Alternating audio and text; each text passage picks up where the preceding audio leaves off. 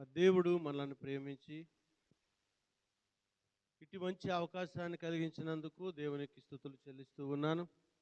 మరి దైవ సేవకులైనటువంటి మరి వేణు గారికి, మరి డేవిడ్ గారు, సైలస్ గారు, దేవునికి స్తోత్రం. మరి ముగ్గురిని బట్టి దేవుని సన్నిధిలో సంతోషిస్తూ మరి ఇటు మంచి అవకాశాన్ని ఇచ్చినందుకు మరి ఒకసారి వందనాలు తెలియజేస్తూ ఉన్నాను. అలాగే సంఘస్థులందరికీ కూడా వందనాలు తెలియజేస్తూ ఉన్నాం. మరి దుబాయ్ ప్రాంతం రావడానికి దేవుడు సహాయం చేసి ఉన్నాడు. అయితే ఈ పూజారాలో కూడా మరి చూడాలన్న ఉద్దేశంతో నేను ఇక్కడ రావడానికి, మరి ఇక్కడ సంఘాలు కూడా చూడడానికి దేవుడు సహాయం చేశాడు. దేవునికి స్తోత్రం, హల్లెలూయా. మరి దేవుని యొక్క పరిశుద్ధ గ్రంథంలో నుంచి వాక్యాన్ని మనం విన్నాం. అందరూ కూడా రూతు గ్రంథం ఒకసారి తీసుకోనండి. రూతు గ్రంథము, అందులో 3 విషయాలు మీకు చెప్పాలని ఆశపడుతూ ఉన్నాను. అందరికీ తెలిసినటువంటి విషయాలే. అయితే దేవుని సన్నిధిలో మనం ఏ విధంగా ఉండాలన్న విషయం గురించి కొన్ని విషయాలు మాట్లాడదాం. మరి అనేక సార్లు రూతు గురించి మనం విన్నా సరే మరి దేవుడు ఒక్కొక్కరి ద్వారాగా ఒక్కొక్క విధంగా దేవుడు మనతో మాట్లాడతాడు.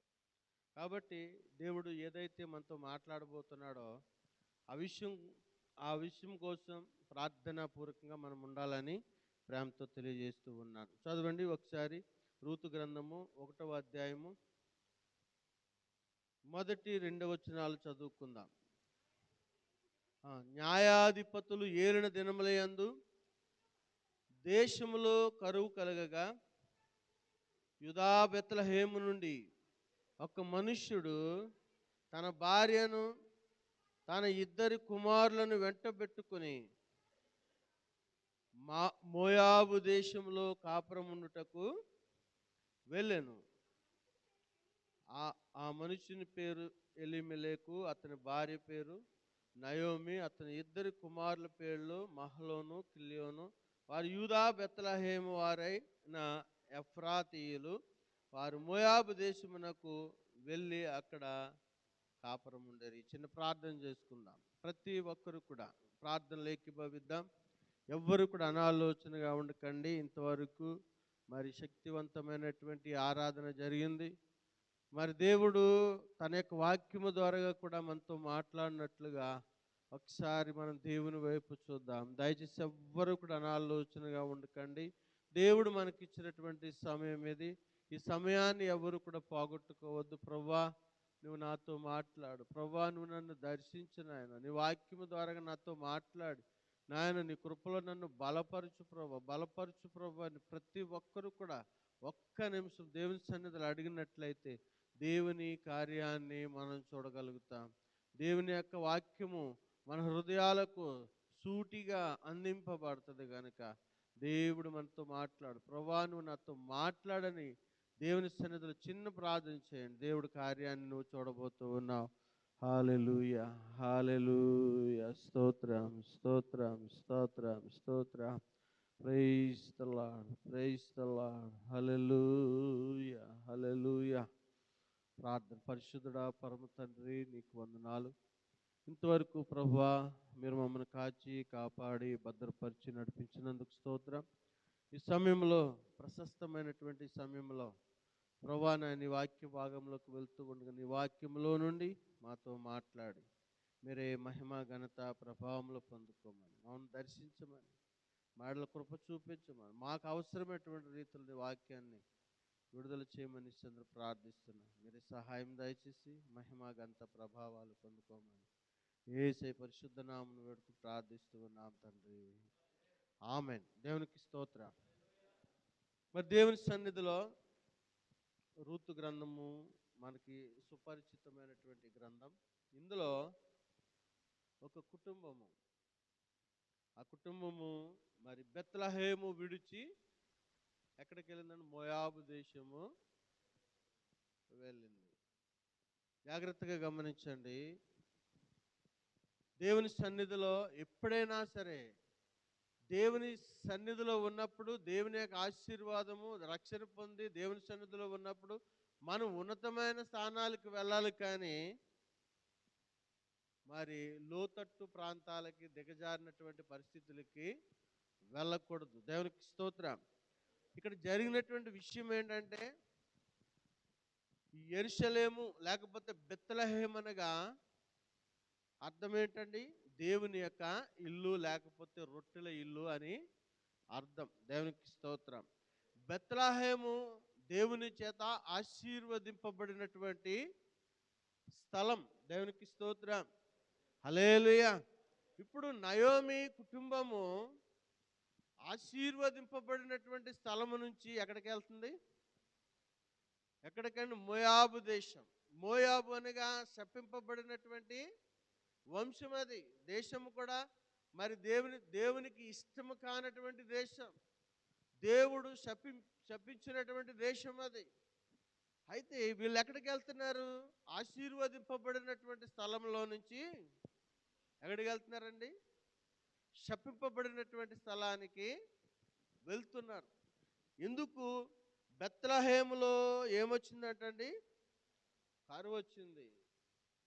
కరువు వచ్చిందని మరి మోయాబు దేశం వెళ్ళి ఏదో సాధిద్దారన్నట్టుగా ఈ కుటుంబం బయలుదేరి వెళ్ళిపోయారు. జాగ్రత్తగా గమనించండి. బెత్లెహేము ఆశీర్వదింపబడినటువంటి స్థలం. దేవునికి స్తోత్రం. అయితే నువ్వు ఆశీర్వాదకరంగా ఉండాలి అంటే నీ జీవితంలో, నా జీవితంలో కొన్ని కష్టాలు వస్తాయి. కష్టాలు వచ్చినాయి అని మనం వదిలేసి, దేవుణ్ణి వదిలేసి వెళ్ళిపోతే దానివల్ల ఉపయోగం ఏమీ ఉండదు. ఉంటుందండి? ఇక్కడ జరిగిన విషయం అదే. బెత్లెహేము విడిచిపెట్టారు కరువు వచ్చిందని, కొంచెం కష్టం వచ్చిందని, నష్టం కలుగుతూ ఉందని. మోయాబు దేశం వెళ్ళి ఏదో చేద్దారని వెళ్ళారు. కానీ వారి వల్ల ఏమీ అవలేదు. అయితే మొట్టమొదటి స్టెప్ ఏంటంటే, సొంత ఆలోచనలు మనం తీసుకోకూడదు. దేవునికి స్తోత్రం.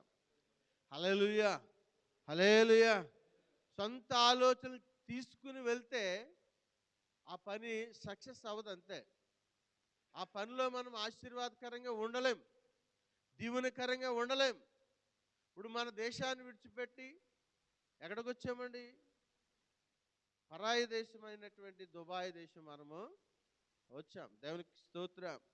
హల్లెలూయా.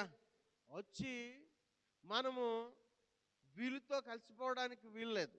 అవును కదండి? మోయాబీలతో నయోమి అతని కుటుంబము కలిసిపోయింది. జాగ్రత్తగా గమనించండి. 10 సంవత్సరాల వాళ్ళు అక్కడ కాపురం ఉన్నారు. ఈ 10 సంవత్సరాల్లో జరగవలసిన అంతా వారి జీవితంలో జరిగిపోయింది. మనం కూడా ఇక్కడికి వచ్చి దుబాయ్లో బాగా డబ్బులు వస్తున్నాయి, ఉద్యోగం చేసుకుంటున్నాను, అన్నీ బాగానే ఉన్నాయి, దేవుడు అక్కర్లేదు, వాక్యం అక్కర్లేదు, ప్రార్థన అక్కర్లేదు అని నా ఇష్టానుసారంగా నేను ఉంటానని అనుకున్నాం అనుకోండి, ఇది మన సొంత ఆలోచనతో చేసిన పని కాబట్టి దాంట్లో ఆశీర్వాదం అనేది ఉండదు. జాగ్రత్తగా గమనించండి. ఆశీర్వాదము మరి ఆశీర్వదింపబడిన స్థలంలో నుండి నువ్వు బయటకు వచ్చావు అంటేనే దేవుని కృపకు నువ్వు దూరం అయిపోయినట్టే. దేవునికి స్తోత్రం. దేవుని సన్నిధిని విడిచిపెట్టావంటే దేవుని కృపకు నువ్వు దూరమైనట్టే. నువ్వు ఎంత కష్టపడినా, ఎంత సంపాదించినా ఆశీర్వాదం అనేది నువ్వు చూడలేవు. దేవునికి స్తోత్రం. హల్లెలూయా. ఎందుకనంటే ఈ నయోమి సొంత ఆలోచన చేసుకుని తన బంధువులను విడిచిపెట్టి, కుటుంబ సభ్యులను విడిచిపెట్టి మరి మోయాబు దేశంలో ఏదో ఉద్ధరిద్దారన్నట్టుగా వెళ్ళింది. కానీ ఏం జరిగిందండి? మొట్టమొదటిగా సొంత ఆలోచన చేసి వెళ్ళింది. రెండవదిగా ఏంటంటే జరగవలసినటువంటి నష్టమంతా కూడా ఆమె జీవితంలో జరిగిపోయింది. అంటే ఏం పోగొట్టుకుంది ఆమె? తన భర్తను పోగొట్టుకుంది, తర్వాత 2 కుమారులను పోగొట్టుకుంది. మొత్తం 3 వాళ్ళు అక్కడే చనిపోయారు. ఇంకేమీ లేదు. ఈమె జీవితంలో ఆదరించువారు కూడా ఎవరు లేరు. జాగ్రత్తగా గమనించండి. మనం కూడా సొంత ఆలోచన చేస్తే ఎక్కువ నష్టమే కలుగుతుంది, కానీ ఆశీర్వాదం మాత్రము చూడలేం. చాలామంది దేవుని నమ్ముకుని, దేవుని యందు భయభక్తులు కలిగి ఉండి, మేము ప్రభుని స్తుతిస్తున్నాం, ఆరాధన చేస్తున్నామని దేవుణ్ణి గరుస్తున్నామని చెప్పి మరి తప్పిపోయిన వారు చాలామంది మనకు కనబడుతూ ఉంటారు. ఎందుకనంటే ఈ లోకంలో ఉన్నది ఏంటంటే ధనాపేక్ష.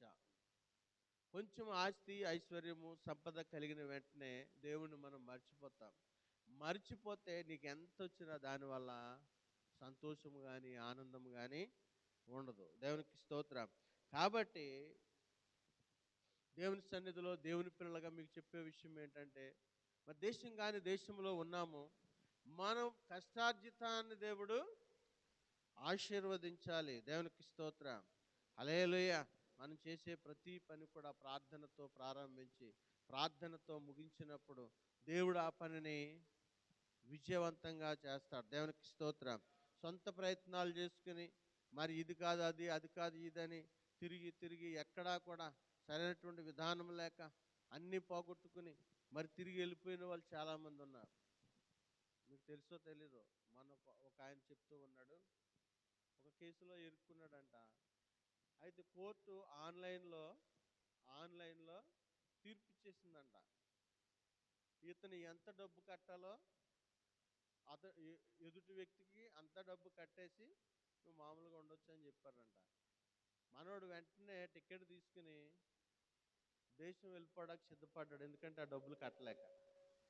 ఎందుకు చెప్తున్నానంటే ఇక్కడ చాలామంది అటువంటి పరిస్థితుల్లో ఉన్నారు. వీసాలు పోయి, జాబులు దొరక్క, పనిలో పెడితే డబ్బులు పోయి, అన్నీ పోయి ఇబ్బందులు పడినటువంటి వారు ఏదో వచ్చేస్తుంది అని చెప్పేసి చేసి ఆఖరికి అన్ని పోగొట్టుకుని కనీసం దేశంలో ఉండడానికి కూడా అవకాశం లేకుండా చేసుకున్న వాళ్ళు కోకొల్లలుగా ఉన్నారు.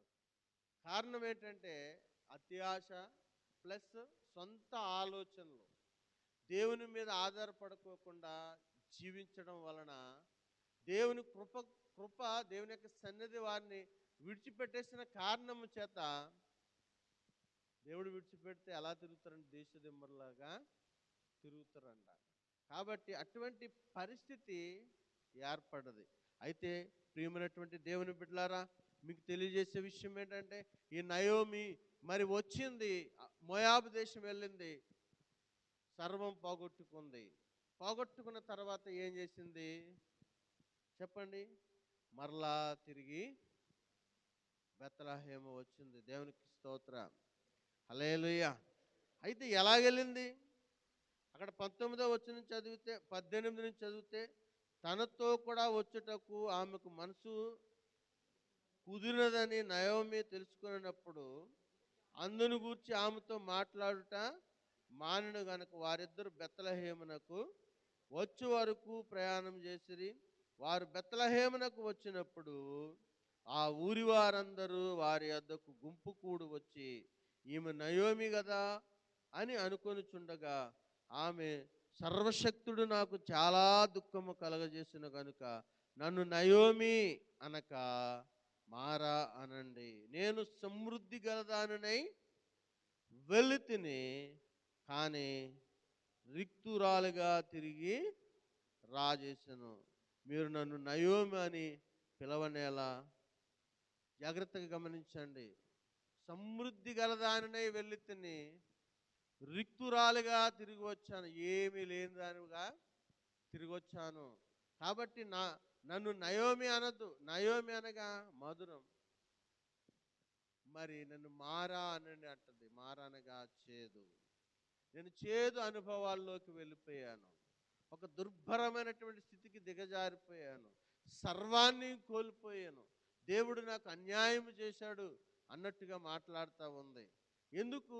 ఆమె చేసినటువంటి పని దేవునికి వ్యతిరేకంగా చేసింది, దేవునికి వ్యతిరేకంగా ప్రవర్తించింది.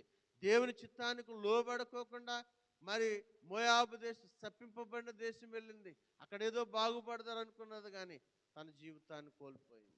కోల్పోవడం ద్వారా మరి ఇప్పుడు ఎక్కడికి వచ్చేసింది? మరలా ఆశీర్వదింపబడిన స్థలం, స్వస్థలానికి వచ్చింది. దేవునికి స్తోత్రం. హల్లెలూయా. మరి రూతు విషయంలోనికి వెళ్తే, రూతు శపింపబడినటువంటి దేశము నుండి ఆశీర్వదింపబడినటువంటి దేశానికి వచ్చింది. దేవునికి స్తోత్రం. హల్లెలూయా. నీ జీవితంలో కూడా అటువంటి అటువంటి ఆలోచనలు ఏంటంటే ఈ లోకంలో మనం ఎటువంటి నిర్ణయాలు తీసుకుంటామో అవి సరైనటువంటి నిర్ణయాలు కాకపోతే గనక ఇబ్బందులు పడతాం. అది దేవుని చిత్తానుసరమైనటువంటి నిర్ణయం అయితే గనక దేవుడు ఖచ్చితంగా మనలను ఆశీర్వదిస్తాడు. దేవునికి స్తోత్రం. కాబట్టి ఎందుకు చెప్తూ ఉన్నానంటే మోయాబీయులంటే అస్సలు దేవునికి ఇష్టము కానటువంటి వారు. కానీ రూతు యొక్క సత్ప్రవర్తనను బట్టి దేవునికి స్తోత్రం, మంచి ప్రవర్తనను బట్టి ఏమి ఆ అత్తతో పాటు ఏం చెప్పింది, నువ్వెక్కడుంటే నేను అక్కడే ఉంటాను, నీ జనమే నా జనము, నీ దేవుడే నా దేవుడు. సరైనటువంటి నిర్ణయం తీసుకున్నది ఎవరు? రూతు. దేవునికి స్తోత్రం. కష్టమైన నష్టమైన ఇబ్బందులైనా నేను నీతోనే ఉంటానని చెప్పేసి తీర్మానం చేసుకుని తన అత్తను హత్తుకుని బెత్లెహేము వచ్చేసింది. దేవునికి స్తోత్రం. హల్లెలూయా. ఎందుకంటే దేవుని పిల్లలకు ఎప్పుడు సుఖమే ఉంటుందని అనుకోవడానికి వీలు లేదు.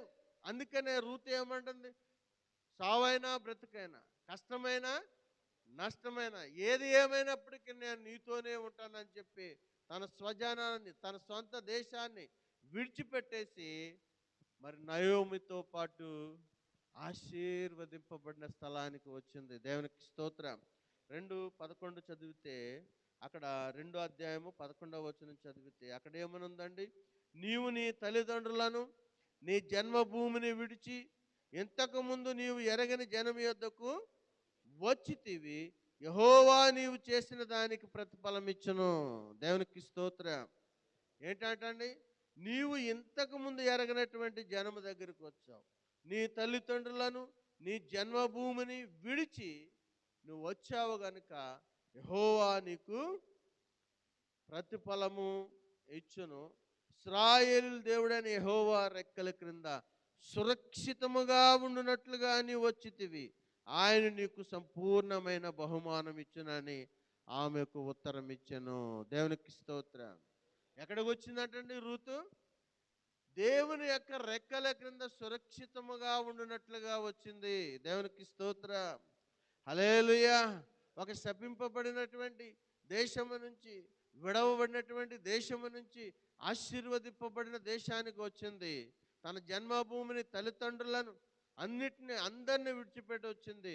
దేవుడు నీకు మరి ప్రతిఫలము అనుగ్రహిస్తాడు. దేవునికి స్తోత్రం.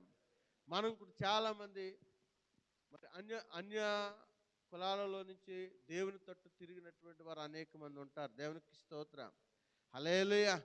మరి వారు మరి సత్యాన్ని తెలుసుకుని వచ్చారు కాబట్టి వారికి దేవుని యొక్క ఆశీర్వాదం సమృద్ధిగా ఉంటుంది. దేవునికి స్తోత్రం. హల్లెలూయా. రూతును దేవుడు ఆశీర్వదించాడు. ఇశ్రాయేలు యొక్క వంశంలో మరి యేసుక్రీస్తు వారి యొక్క వంశావళిలో ఆమె పేరు రాయబడి ఉంది. దేవునికి స్తోత్రం. అయితే మనం ఏం చేయాలంటండి, ఎటువంటి వారమైనా సరే, నయోమి ఏం చేసింది, ముందు తప్పిపోయింది, తర్వాత అన్ని పోగొట్టుకుంది, తర్వాత మరలా తిరిగి దేవుని దగ్గరికి వచ్చింది. జాగ్రత్తగా గమనించండి. మన యొక్క ఆత్మీయ జీవితంలో కూడా ఇటువంటి పొరపాట్లు జరుగుతూ ఉంటాయి. దేవునికి వ్యతిరేకంగా మనము దేవుని విడిచిపెట్టేసి, దేవుని సన్నిధిని విడిచిపెట్టేసి, ప్రార్థన మానేసి, వాక్యాన్ని చదవడం మానేసి తప్పిపోయినటువంటి సందర్భాలు అనేకములుగా మన జీవితంలో కనబడుతూ ఉంటాయి. అయినా సరే మనం ఏం చేయాలంటే తిరిగి దేవుని దగ్గరికి ఎప్పటికైనా సరే దేవుడు తన దగ్గరికి రప్పించుకోవాలనే ప్రయత్నం చేస్తూ ఉంటాడు. దేవునికి స్తోత్రం. అలాగ వస్తే గనక చాలా సంతోషం. దేవునికి స్తోత్రం. ఎందుకనంటే బైబిల్లో ఇస్కరియోతు యూదా ఉన్నాడు.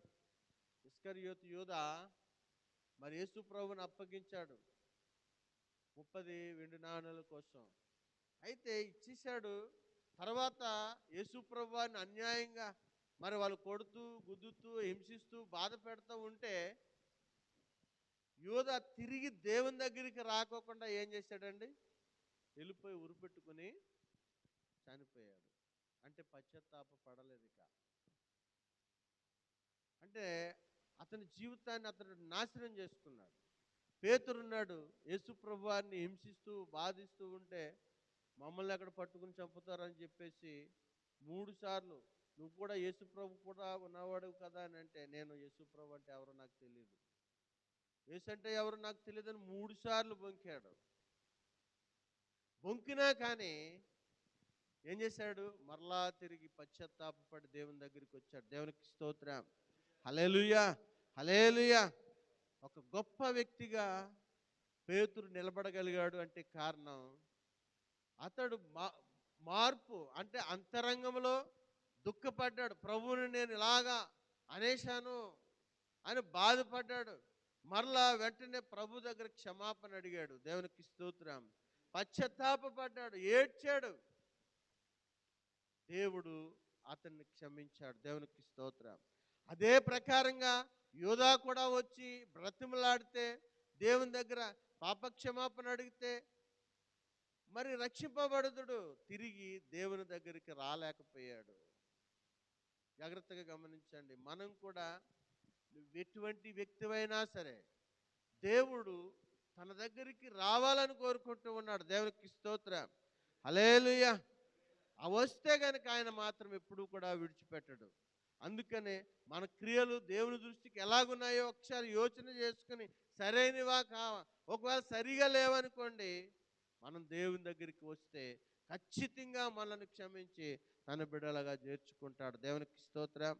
హల్లెలూయా. మరి లూకాసు వార్త 15వ అధ్యాయంలో తప్పిపోయిన కుమారుని గురించి ఒక మాట ఉంటుంది. దేవునికి స్తోత్రం. హల్లెలూయా. చూడండి, ఒకసారి చదువుదాం. లూకాసు వార్త 15వ అధ్యాయంలోకి ఒకసారి రండి. అక్కడ 15వ అధ్యాయంలో 17వ వచనం, అయితే బుద్ధి వచ్చినప్పుడు వాడు, నా తండ్రి యొద్ద ఎంతో మంది కూలివాండ్రకు అన్నము సమృద్ధిగా ఉన్నది, నేనైతే ఇక్కడ ఆకలికి చచ్చిపోవచ్చున్నాను. నేను లేచి నా తండ్రి యొద్దకు వెళ్ళి, నా తండ్రి నేను పరలోకమునకు విరోధముగా నీ ఎదుట పాపము చేసి తిని, ఇక మీదట నీ కుమారుణ్ణి అనిపించుకోవడానికి యోగ్యుడను కాను. నన్ను నీ కూలివారిలో ఒకరిగానైనా పెట్టుకొనుమని అతనితో చెప్పాను. దేవునికి స్తోత్రం. హల్లెలూయా. ఏమి నిర్ణయం తీసుకున్నాడండి? ఏదో బాగుపడదారు అనుకున్నాడు. తండ్రితో దెబ్బలాడాడు, ఆస్తిని పంచుకున్నాడు, ఆస్తి అంతా చేత్తో పట్టుకున్నాడు. మరి పట్టణం వెళ్ళిపోయి, లేకపోతే అక్కడికి వెళ్ళిపోయి, వేరే దేశం వెళ్ళిపోయి బాగుపడతారు అనుకున్నాడు. కానీ ఏం చేశాడు? సర్వనాశనం చేసుకున్నాడు, ఆస్తిని పోగొట్టుకున్నాడు. తర్వాత స్నేహితులు విడిచిపెట్టేశారు. నువ్వా నేనా, నీకు ప్రాణం పెడతానన్నా ప్రతి ఒక్కరూ కూడా విడిచిపెట్టేశారు. ఆఖరికి ఏమీ లేనివాడుగా మిగిలాడు, వస్త్రహీనుడిగా మిగిలాడు, పనికి మాలిన వాడుగా అయిపోయాడు. అర్థమైందండి? తండ్రిని విడిచిపెడితే ఎవరి పరిస్థితి అయినా అంతే. దేవునికి స్తోత్రం. హల్లెలూయా. అంతా అయిపోయిన తర్వాత పందులు మేపడానికి వెళ్ళాడు. పందులు పొట్టుతో కడుపు నింపుకున్నాడు. ఏంటండి? మంచి హోదాలో ఉండవలసిన వాడు, రాజ టీవీని అనుభవించవలసిన వాడు ఇప్పుడు ఎక్కడున్నాడు? పందుల తొట్టెలో ఉన్నటువంటి పందుల పొట్టు తిని బ్రతుకుతూ, ఏంటి నాకు హీనమైనటువంటి పరిస్థితి అని తనను గురించి తను ఆలోచించుకుని, చాలామంది అయితే కష్టాలు వచ్చేసరికి ఫస్ట్ తీసుకునే నిర్ణయం ఏంటి? నేను బ్రతకడం వేస్ట్, చనిపోతే మేలు అనుకుంటారు. అవునా కదండి? అలాగే చనిపోయిన వారు కూడా చాలామంది ఉన్నారు. ఇంత భయంకరమైనటువంటి శోధనలు మనల్ని వెంటాడుతూ ఉన్నప్పుడు చస్తే మేలని అనుకునేవారు చాలామంది ఉన్నారు. కానీ మార్పు చెందాలండి. దేవునికి స్తోత్రం. మనం చస్తే అక్కడితో చాప్టర్ క్లోజ్. కానీ నీ జీవితంలో చేసిన తప్పులు దేవుని దగ్గర ఒప్పుకొని మార్పు చెందితే దేవుడు ఒక ఉన్నతమైన స్థానాన్ని దేవుడు మనకి ఇస్తాడు. దేవునికి స్తోత్రం. అంతేగాని లేనిపోని పనికిమాలిన నిర్ణయాలు తీసుకుని మరి దేవునికి దూరం అయ్యే కంటే సరైనటువంటి నిర్ణయం తీసుకోవాలి. దేవునికి స్తోత్రం. ప్రభువా, నేను పలానా విధంగా తప్పిపోయాను, పలానా కష్టాల్లో పడిపోయాను, పలానా ఇబ్బందుల్లో పడిపోయాను, నువ్వే నాకు దిక్కు అని దేవుని సన్నిధిలో ప్రార్థన చేసినప్పుడు ఖచ్చితంగా నీ కష్టానికి ప్రతిఫలాన్ని దేవుడు ఇస్తాడు. అంతేగాని చచ్చిపోతే మేలు అనుకుని చస్తే అక్కడితోటి క్లోజ్ అయిపోద్ది. మరి ఈ తప్పిపోయినటువంటి కుమారుడు ఏంటండి, అక్కడితో ఇంకా నేను బ్రతకడానికి వీల్లేదని ఏదైనా సూసైడ్ చేసుకున్నాడు అనుకోండి, అక్కడితో అయిపోయాను. కానీ ఏం చేశాడు? మార్పు చెందాడు. దేవునికి స్తోత్రం.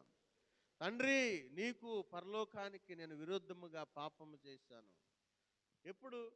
బుద్ధి వచ్చినప్పుడు. 17వ వచనం, అయితే బుద్ధి వచ్చినప్పుడు వాడు నా తండ్రి వద్ద ఎంతో మంది కూలివాండ్రు అన్నం సమృద్ధిగా ఉన్నది, నేనైతే ఇక్కడ ఆకలితో చచ్చిపోవచ్చున్నాను అంటాడు. నా తండ్రి ఇంటి దగ్గర అనేక మందికి ఆహారం ఉంది, అందరికి సమృద్ధిగా ఉంది, కానీ నాకేంటి ఈ కష్టం అని కనీసం తండ్రి దగ్గరికి వెళ్తే, దేవునికి స్తోత్రం, హల్లెలూయా, కనీసం కూలివానిగానైనా చేర్చుకుంటాడేమో అని తండ్రి దగ్గరికి వెళ్తే, తండ్రి ఏం చేశాడండి? కూలివానిగా పెట్టుకున్నాడా? లేదు. దేవునికి స్తోత్రం, హల్లెలూయా, హల్లెలూయా. గట్టిగా కౌగులించుకుని ఏడ్చి తన పనివారిని పిలిచి, అరే రండిరా, నాకు చనిపోయిన ఈ కుమారుడు తిరిగి బ్రతికాడు, కాబట్టి ఇతనికి ఏంటంటే ఈ మలినమైన వస్త్రాలు, పనికిమాలిన వస్త్రాలు తీసివేసి ప్రశస్త వస్త్రాన్ని ధరింపచేయండి. దేవునికి స్తోత్రం, హల్లెలూయా. ఇతని జీవితంలో ఇతనికి కాళ్ళకు చెప్పులు తొడిగించండి, చేతికి ఉంగరాలు పెట్టండి, మెడలో గొలుసులు వేయండి. తప్పిపోయిన ఈ నా కుమారుడు మరలా తిరిగి వచ్చాడు. దేవునికి స్తోత్రం. ఎవరైతే దేవుని దగ్గరికి తిరిగి వస్తారో, ఎవరైతే దేవునితో ఉంటారో, వారి జీవితం ఎప్పుడు కూడా సంతోషకరంగా మార్చబడుతుంది. నీకున్న కష్టాల నుంచి, నీకున్న శ్రమల నుంచి, నీకున్నటువంటి బలహీనతల నుండి నీవు కృంగిపోకుండా దేవుని మీద ఆధారపడితే, తండ్రి అయినటువంటి దేవుని దగ్గరికి నువ్వు తిరిగి వస్తే నీ హోదాను మరలా నిలబెడతాడు. దేవునికి స్తోత్రం. ఒక విషయాన్ని మీకు చెప్తాను, చిన్న సాక్ష్యం, సమయం అయిపోయింది. సాక్ష్యం ఏంటంటే, నేను ఓఎన్జీసీలో పనిచేసేవాడిని. దేవునికి స్తోత్రం.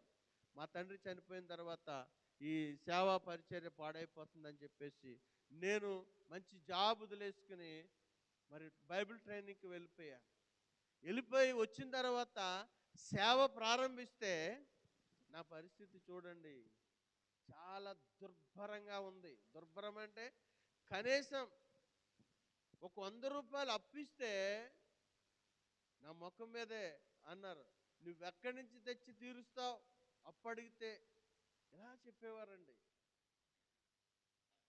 అలాగే ఒక సైకిల్ తొక్కుకుంటూ నిజంగా చాలా కష్టాలు పడి చాలా దూరం వెళ్ళి ఒక ఒక పక్కన పాస్టమ్మ గారు, తర్వాత ఇద్దరు చిన్న పిల్లల్ని సైకిల్ మీద ఎట్టుకుని డ్రమ్ము కట్టుకొని తర్వాత లైట్ పట్టుకొని అప్పుడు అన్నీ పట్టుకుని వెళ్ళవలసిందే. దేవునికి స్తోత్రం. అటువంటి ప్రయాసపడినటువంటి సందర్భాలు ఉన్నాయి. అదే ఓఎన్జీసీలో ఉంటే ఎలాగుండేది తెలుసండి? 8th క్లాస్ అయినటువంటి ఏసీ రూమ్. దేవునికి స్తోత్రం. అప్పటికి 5 సంవత్సరాలు ఏసీలో బ్రతికినటువంటి వాడు, ఎప్పుడు 88 నుంచి 92 వరకు. దేవునికి స్తోత్రం.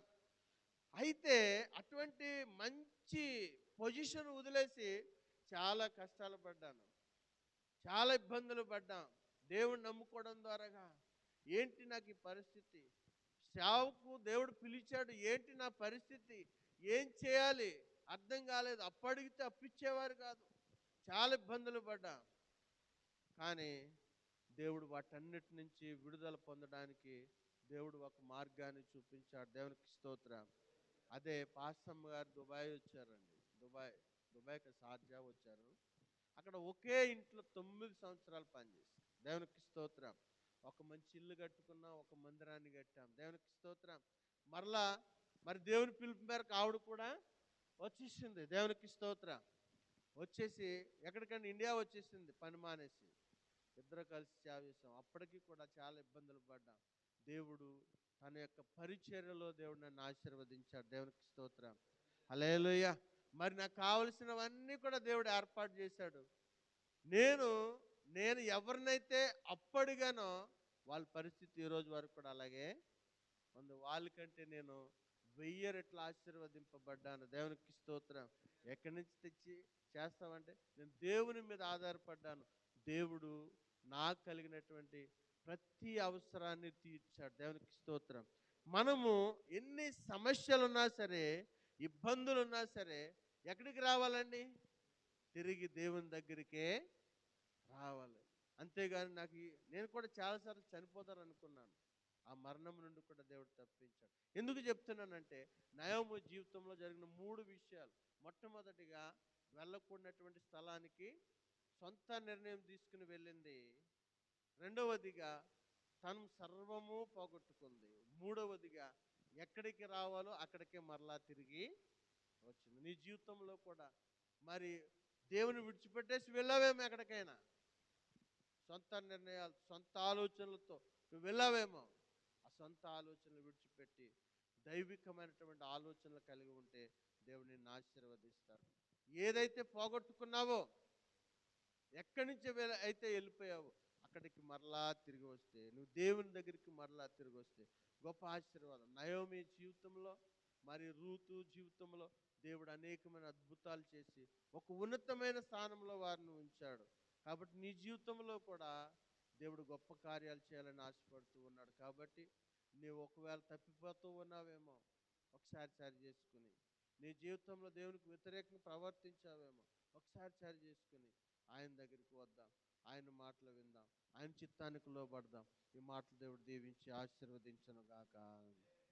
ఆమేన్. ప్రార్థన చేసుకుందాం. పరిశుద్ధుడా పరమ తండ్రి, నీకు వందనాలు. ఇంతవరకు మీరు మాతో ఉన్నారు. నయోమి జీవితంలో కొన్ని విషయాలు మేము నేర్చుకోవడానికి సహాయం